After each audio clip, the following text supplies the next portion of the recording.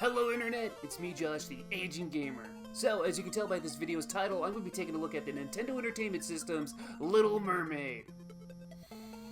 Yeah, The Little Mermaid. You know, I don't have a strong connection with the movie myself. I don't think I've even seen it since I was like 7 years old, and that's not some kind of like macho, yeah, I don't need to see no Little Mermaid movie because I'm a big tough man.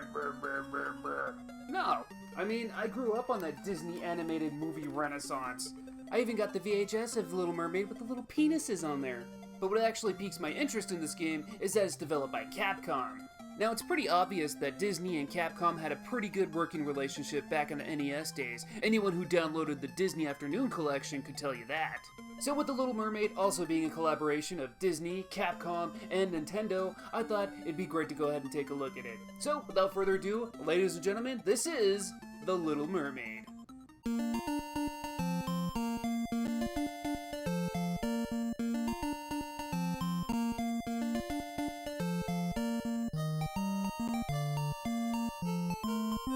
So the story kind of does and kind of doesn't follow the movie. They go ahead and skip to the part where Ursula already changed Ariel into a human, and Eric asks Ariel to marry her. Everything is hunky-dory until one day, Sebastian, Flounder, and Scuttle find Ariel and tell her that Ursula has cast a spell and is turning all the sea creatures into her slaves. Ariel explains the situation to Eric, though I thought she didn't have a voice, and she somehow turns back into a mermaid before taking off to save the sea. This leads us to the first level of the game, Sea of Coral. So you'll appear under the sea, where you control Ariel, moving her around in any direction using the D-pad. Hold the B button down to swim faster, and use the A button to do this little tail flip. This flip is how you'll attack enemies. Get close enough and it whips them into a bubble. You can then grab the bubbles and freaking launch them off the screen. Or even into other enemies. And since these fish are cursed to be bad guys, there's no guilt! Ariel can also use her tail to find hidden items in sandy areas. Additionally, you can find conches to throw. Throw them at treasure chests to open them up. Inside you'll find either red or teal pearls. The teal pearls will increase the distance from which you can throw those little capture bubbles. The red pearls will increase the strength of your bubble attacks and let you capture even bigger enemies. So anyway, as we progress through this pretty basic level, you'll be attacked by fish, octopi, and shooting starfish. Once you reach the end, you'll come across the first boss fight, that terrifying great white shark. He sends fish to swim menacingly towards your direction, before taking charge himself. Bubble trap a fish and peg the shark in the face. After only 4 hits, he's defeated. Now we get a short cutscene with Flounder alerting Ariel that Ursula is heading towards the sunken ship. So let's go to stage 2, the sunken ship. In this level you'll find more of the same enemies from the first level, as well as some crawfish and ghosts. In the sunken ship, there's a lot of treasure chests to open. Some have to be opened by pushing over barrels, or some will be opened by dropping boulders on them. There's even a part where you have to jump out of water and flop like a fish in order to open another chest. So once you reach the end of the level, you'll come across the second boss, these 2 eel guys. There's many holes in the ship that they will pop their head out of. They'll even drop crawfish on you if you're not careful. Bubble capture those crawfish and throw them back to defeat these 2.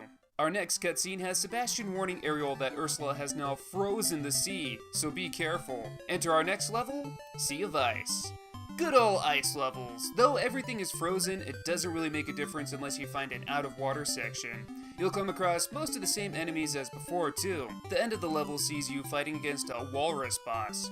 He stays out of water, throwing ice blocks and the occasional conch at you. Of course, use the conch to fire back at him, and after a few hits, he's defeated. Our next scene has Flounder warning Ariel that something strange is happening around the sea volcanoes. Enter stage 4, Undersea Volcano. Of course, any game that has an ice level must also have a fire level, and well, I suppose this is the closest you can get to a fire level with the game taking place underwater. This level is probably the most difficult in comparison to the other ones in the game. You'll have to watch out for spurting undersea volcanoes, flatfish which hide in the mud until you appear, and armored crawfish. There's lots of obstacles to dodge here, so be careful. The boss of this level is, Captain Seahorse. He directs fish and the occasional urchins to blow themselves out of the cannons and at your face. You know what to do here, dodge the attacks and throw the fish back at him. After around 5 hits, Captain Seahorse is defeated. We are now about to approach the final level, but prior to it, Sebastian warns us that Ursula's castle is in a giant maze. Well, let's get into it in Stage 5, Ursula's Castle. As you make your way through the level, you'll find a couple of doorways here. It's not too hard to figure out the maze. Basically, just go in and out of the same door a few times until you reach a new area. You'll fight some big mama fish that shoots out their babies, I'm assuming the lazy-ass daddy fish that also shoots out their babies, and some do-nothing seahorses. Once you see these things from the movie, you'll know you're about to reach Ursula herself. Ursula sits upon this platform, summoning fish to attack. Like every other boss fight, use the boss's attacks against them. After about 6 or so hits, Ursula is finally defeated. Da da da da da da da! Yeah! But wait, there's more! Sebastian and Flounder warn Ariel that Ursula is back and in gigantic form. So in Ursula's final form, she'll blow fish from either direction, and, well, bubble capture them and hit her about 7 or 8 times. Once she's hit enough, she dead. For whatever reason, this is actually the easiest boss fight in the game. Afterwards, we get a cutscene of a depressed Ariel. She saved the sea, but all she wants is to be with her prince. King Triton decides to make her human again. Bazoop! Ariel and Eric get married and live happily ever after. The end. So that's The Little Mermaid for the NES. So, how is it? Well, let's first talk about the demographic of the game, which is to the young female audience. This game is short and a bit on the easy side. While other Capcom Disney games weren't extreme in their difficulty either, there's a noticeable difference between those games and this one here.